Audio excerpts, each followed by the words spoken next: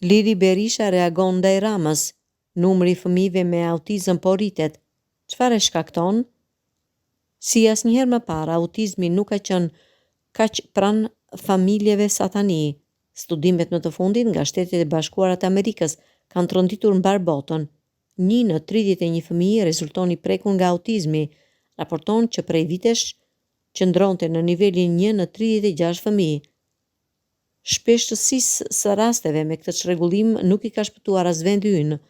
Në muajin e ndërgjegjësimit të autizmit, mjekë dhe profesionistë kanë kërkuar angazhimin e specialistëve për diagnostikimin e hershëm të këtij çrregullimi.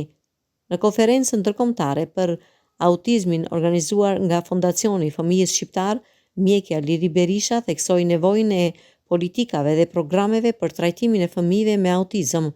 Presidentja e fondacionit tha se në vendin ton ende mungojnë qendrat e terapive për të rritur me autizëm. Liri Berisha kishte një qëndrim edhe ndaj Edi Ramës. Pa e përmendur me emër, zonja Berisha tha se ishte i paimagjinueshëm termi i përdorur ndaj personave të prekur nga ky çrregullim. Sipas profesorëve të huaj, faktorët mjedisor, ushqimi, stresi dhe stili i ri i jetës duket se po ndikojnë në rritjen e rasteve me autizëm.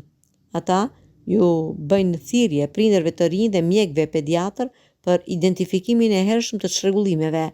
Në Shqipëri nuk ka shifra të sakta për këtë çrregullim, por sipas shifrave të Ministrisë së Shëndetësisë, 26% e personave me aftësi ndryshe janë me autizëm. Shkencëtarët janë të mendimit se fëmijët lindin me autizëm, çrregullim që identifikohen në fëmijërinë e hershme.